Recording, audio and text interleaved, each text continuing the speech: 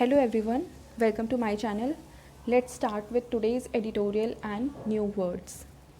Today we will be discussing these three articles and this fourth article, that is the Tsar of Brinkmanship must seek peace. This article we will be dealing in a separate video as this requires some detailing about Russia and Ukraine and the role of Crimea in this conflict and Tertial. So first article which we will be dealing here is stormy start, second is delete and control, and the third is tracking the pandemic's rural march. So let's start with the first article.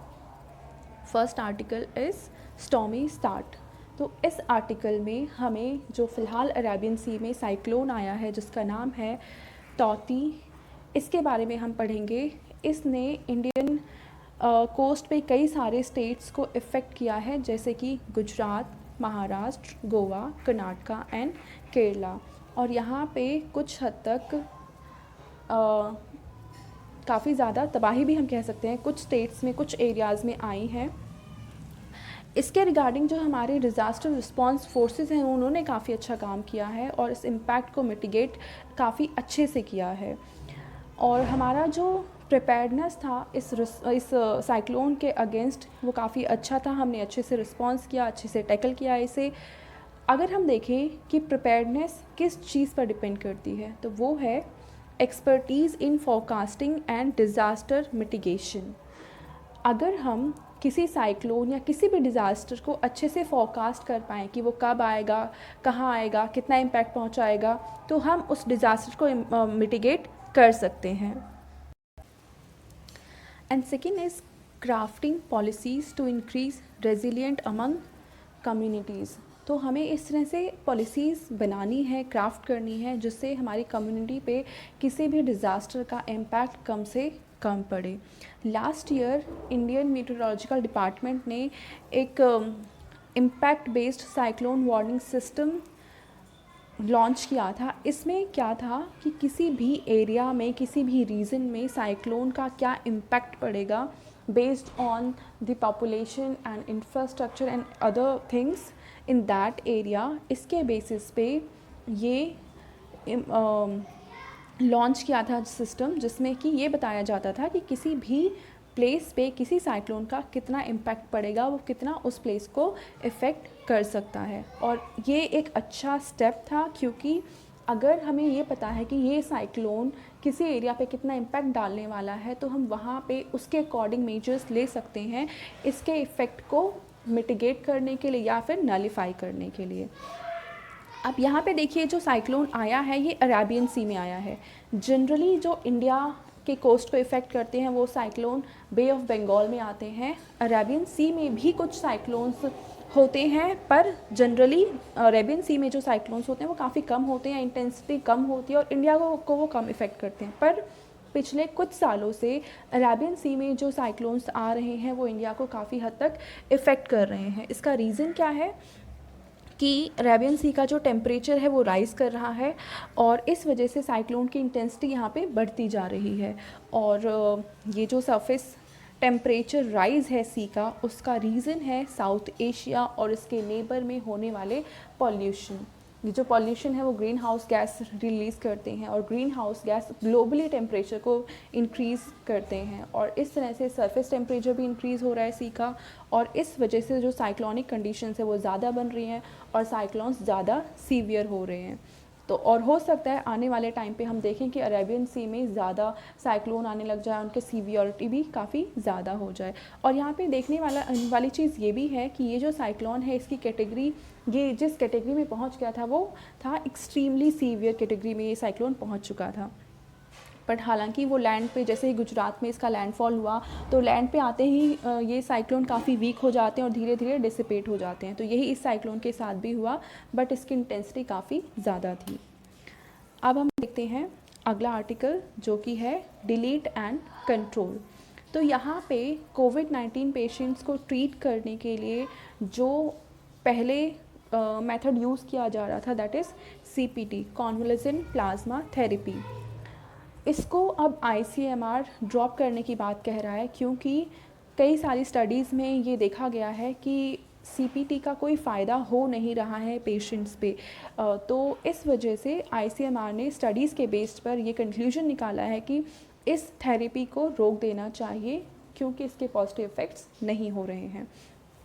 और ये भी देखा गया है कि generally इसका जो effect है वो शुरू के फ़ेज़ में होता है। अगर 7 दिन के अंदर अंदर हम CPT को मतलब इस थेरेपी को कर देते हैं पेशेंट्स पे, तो इसका इफ़ेक्ट आएगा।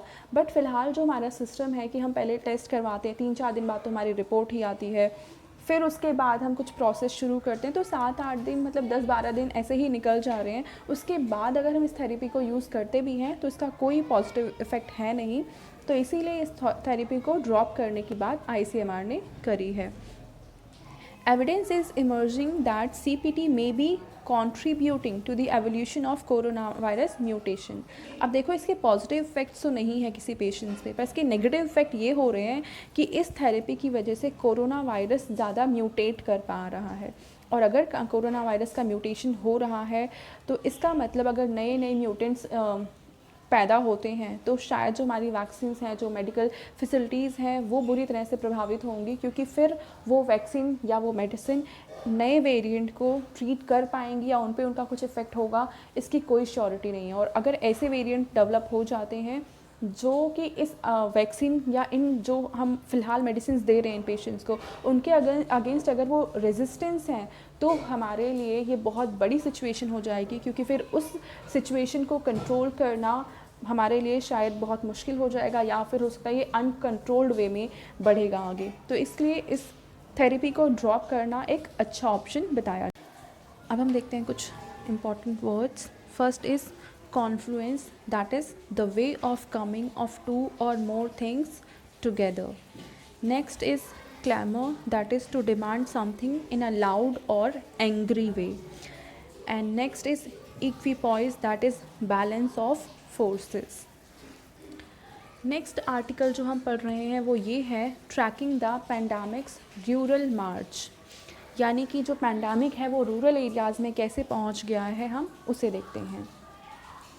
देखो, फर्स्ट वेव जब आई थी तो उसके बाद सेकेंड वेव आएगी, ये एक्सपेक्टेड ही था कि जो हमने पिछले दूसरी कंट्रीज़ में हमने देखी थी जिस तरह से केसेस बढ़ रहे थे, जिस तरह से वेव्स आई थी, first wave second wave, western countries की जो हालत थी, उसको देखते हुए अंदाज़ा लगाना बहुत आसान था कि इंडिया में भी सेकेंड वेव आने के चांसेस काफ़ी ज़्यादा हाई हैं। और इसके पहले भी जितने भी पैंडेमिक्स आए हैं, अगर उनकी हिस्ट्री देखी जाए तो उसमें भी इस तरह से first wave, second wave, third wave देखी गई हैं। तो इस के बेसिस पे इंडिया को ये एक्सपेक्ट करना कि हम सेकेंड वेव को फेस करेंगे और उसके लिए प्रिपेयर होना बहुत ज़रूरी था। बट उस चीज़ों से हमने सीख कुछ नहीं ली और हमने सेकेंड वेव को बहुत अच्छे से वेलकम किया हमारे यहाँ आने के लिए और अपने इफ़ेक्ट दिखाने के लिए, जो कि बहुत ही डिज़ास्ट्रस इफ़ेक्ट हैं। अब रूरल एरियाज़ में जो पैंडेमिक है सेकेंड वेव के बाद फैल गया है, जो कि फ़र्स्ट वेव में ये जो प्रॉब्लम थी वो सिर्फ अर्बन एरियाज़ तक थी और उसको टैकल करना आसान था। अब रूरल एरिया में सेकेंड वेव आने के बाद चीज़ें ख़राब होने लग गई हैं, specially UP, Bihar, west Bengal, Jharkhand और उड़ीसा के जो रूरल एरियाज़ है वहाँ पे इस पैंडेमिक का फैल जाना हमारे लिए बहुत बड़ा प्रॉब्लम है।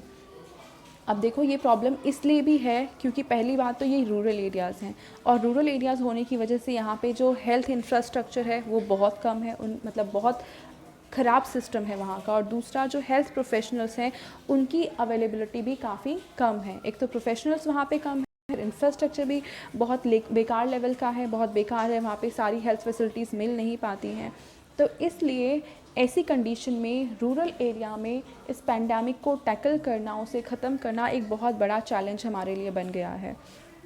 ऐसे में 2019-20 की एक रिपोर्ट है, report of rural health statistics, और ये रिलीज़ करती है report ministry of health and family welfare, और इसने बताया है कि situation has worsen over the years. तो ऐसे में क्या हुआ है कि सिचुएशन, जो हेल्थ इंफ्रास्ट्रक्चर है, जो अवेलेबिलिटी ऑफ हेल्थ प्रोफेशनल्स हैं, उनकी जो अवेलेबिलिटी है रूरल एरियाज़ में वो बहुत ज़्यादा ख़राब होती गई है ओवर द ईयर्स। होना ये चाहिए कि हर साल इस हेल्थ फैसिलिटी में और प्रोफेशनल्स में हम इम्प्रूवमेंट देखने चाहिए, पर इसका उल्टा हुआ है। हम देखते हैं कुछ डेटा यहाँ पे। देखिए इस डेटा में दिखा रखा है बिहार की सिचुएशन 2005 में और 2020 में। अगर हम सब सेंटर्स की बात करें जहाँ पे फैसिलिटी प्रोवाइड की जा सकती है इन पुअर सेक्शन को या रूरल सोसाइटी में रहने वाले लोगों को, तो ऐसे में सब सेंटर्स थे 2005 की बात करें तो 10,337 थे।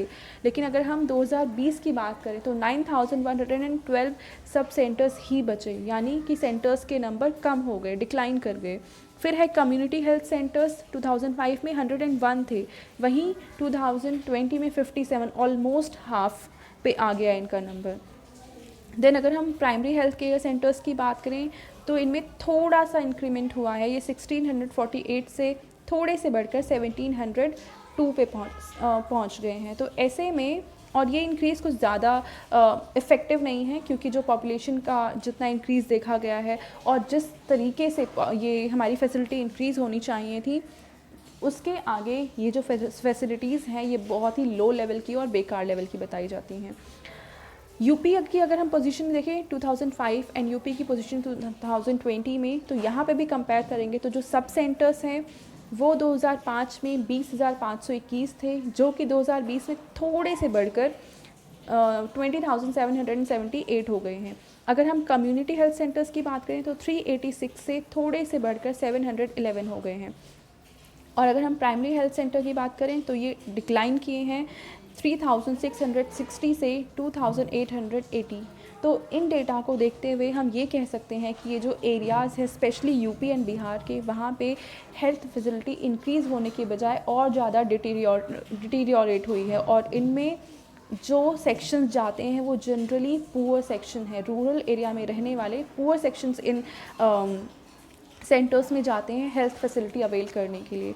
तो ऐसे में हम पुअर सेक्शन को कितनी और किस हद तक हेल्थ फैसिलिटी मिल पाती है उसका अंदाज़ा आसानी से लगा सकते हैं कि कम हेल्थ प्रोफेशनल होने से और लो लेवल का इंफ्रास्ट्रक्चर होने से हेल्थ पे एक तरह से कह सकते हैं कि स्टेट गवर्नमेंट ने रूरल एरिया में कुछ भी ध्यान नहीं दिया है, और वो जितने बेकार कंडीशन होती गई हैं पर उस पर किसी भी गवर्नमेंट का कोई ध्यान नहीं गया है।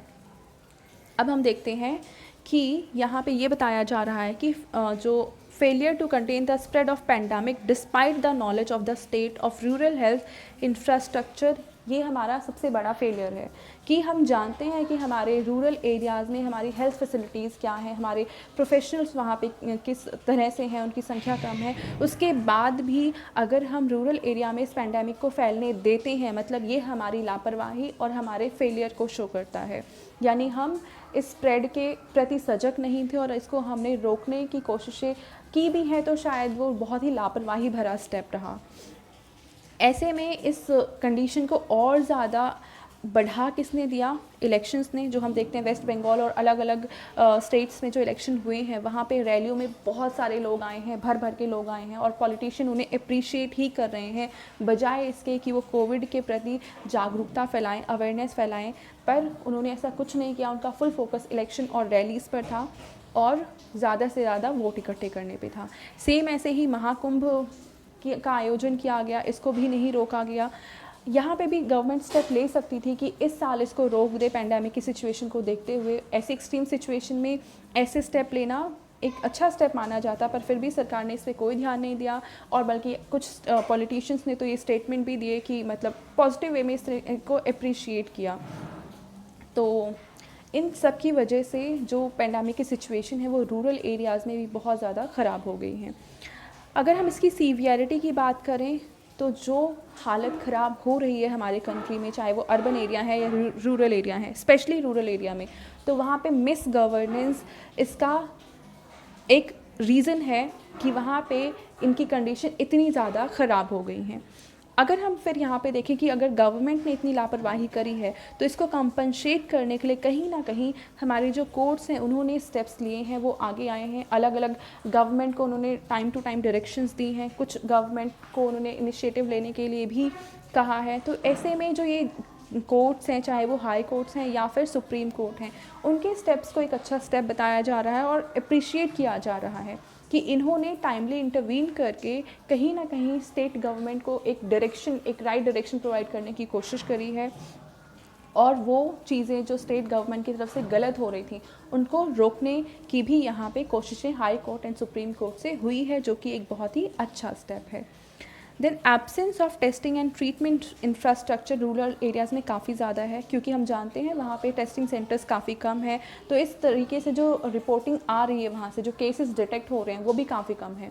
अब ऐसे में गवर्नमेंट एक क्रेडिट ले सकती है कि हमारे स्टेट में तो केसेस बहुत कम हैं, पर एक्चुअल प्रॉब्लम ये है कि रिपोर्टिंग नहीं हो रही है उन केसेस की, पर केसेस तो काफ़ी ज़्यादा हाई है।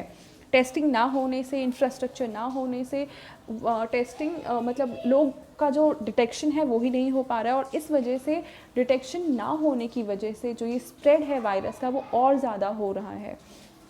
तो ऐसे में जो रूरल पॉपुलेशन है वो अब क्योंकि फैसिलिटी ना होने की वजह से अब उन्हें प्राइवेट हेल्थ सेंटर में जाना पड़ेगा, और प्राइवेट हेल्थ सेंटर में जो चार्जेस हैं वो बहुत ज़्यादा होंगे, और अगर किसी पर्सन को कोविड हो जाता है, उसकी कंडीशन सीवियर है, तो या तो उसके पास जो भी बचा कुचा जो प्रॉपर्टी है सब बेच बाच के उसे इलाज कराना पड़ेगा इन प्राइवेट हेल्थ सेंटर में, या फिर जो वहाँ के मनी लेंडर्स होते हैं उनसे पैसा लेना पड़ेगा, और फिर फाइनली वो एक डेट ट्रैप में फंस जाएंगे कि पैसा लेंगे और उसको जितना हाई चार्जेस हैं प्राइवेट हेल्थ सेंटर्स में उसको आसानी से ये लोग पूरा कर पाएंगे 1-2 साल में, कुछ सालों में उसके चांसेस बहुत ही कम हैं। तो इस तरीके से गवर्नमेंट की जो रिस्पॉन्सिबिलिटी है उसको गवर्नमेंट ने उस रिस्पॉन्सिबिलिटी से अपने आप को हटा लिया है, और फिर वहाँ पे आते हैं प्राइवेट प्लेयर्स जो कि उनका काम प्रॉफिट मोटिव ही होता है, प्रॉफिट मोटिव से काम करते हैं वो। तो ऐसे में जो रूरल पॉपुलेशन है उस पर हेल्थ का पूरा बर्डन आ जाता है कि उन्हें खुद से अपने पैसों से इलाज कराना है, पूरा खर्चा उन्हें करना है, तो ऐसे में उनकी कंडीशन और ज़्यादा ख़राब होती जा रही है। अब ऐसे में हम देखते हैं कि जो फर्स्ट फेज़ था उसमें जब लॉकडाउन लगाया गया तो बहुत सारे माइग्रेंट वर्कर्स थे जो अपने गांव में चले गए। इस तरीके से रूरल एरिया ने उन्हें एक शेल्टर प्रोवाइड किया, एक सेफ़ कंडीशन प्रोवाइड करी जो वहाँ पे रह सकते थे, और साथ ही साथ जो हमारा रूरल बैकग्राउंड है मतलब एग्रीकल्चर है या उसकी एलाइड एक्टिविटीज़ हैं, उन्होंने हमारी इकॉनमी में एक बहुत बड़ा रोल प्ले किया इकॉनमी को इम्प्रूव करने में, और इकॉनमी की हालत बहुत ज़्यादा ख़राब ना होने से। हम जानते हैं लास्ट ईयर हमारी इकॉनमी की जो ग्रोथ है वो माइनस में पहुंच गई थी, बहुत बेकार कंडीशन थी, और उसमें एक ही सेक्टर था जिसने पॉजिटिव ग्रोथ दिखाई थी, और वो थी हमारी एग्रीकल्चर सेक्टर। तो ऐसे में इस सेक्टर को हम इस तरीके से अगर नेग्लेक्ट कर रहे हैं और ये पैंडेमिक रूरल एरियाज़ में भी फैल रहा है, तो ये हमारे रूरल हेल्थ इंफ्रास्ट्रक्चर को इफ़ेक्ट डाल रहा है, हमारी वहाँ की सोसाइटी को इम्पैक्ट डाल रहा है, और साथ ही साथ जो हमारी इकॉनमी है उस पर भी ये नेगेटिवली इम्पैक्ट कर रहा है। फिर हम देख रहे हैं ये जो हेल्थ एक्सपेंडिचर की वजह से जो रूरल पॉपुलेशन है वो डेट ट्रैप में फंस सकती है, अभी हमने इसको डिस्कस किया। ऐसे में अगर हम किसी को भी इसकी रिस्पॉन्सिबिलिटी देना मतलब ठहरा सकते हैं कि ये किसकी लापरवाही से हो रहा है, तो ऐसे में सिर्फ स्टेट गवर्नमेंट नहीं बल्कि central government, state and central दोनों गवर्नमेंट ही यहाँ पे इस प्रॉब्लम को टैकल करने में नाकामयाब रही हैं। उन्होंने उस लेवल से पॉलिसीज़ नहीं बनाई हैं, उस तरीके से इंटरवेन नहीं किया जिस तरीके से करना चाहिए था इस प्रॉब्लम को टैकल करने के लिए। तो यहाँ पे स्टेट और सेंट्रल दोनों ही इक्वली रिस्पॉन्सिबल हैं इस सिचुएशन को ख़राब से ख़राब बनाने में। तो अब हम देखते हैं यहाँ पे वो वर्ड्स जो कि हमें पढ़ने हैं। First is stark, that is extremely. Next is apathy, that is detachment. Next है complacency, that is self satisfaction. And next is usurious, that is exorbitant, यानी बहुत ज़्यादा हाई रेट चार्ज करना। तो ये था हमारा आज का editorial discussion and new words. I hope आपको ये टॉपिक्स बहुत अच्छे से समझ में आए होंगे। Thank you.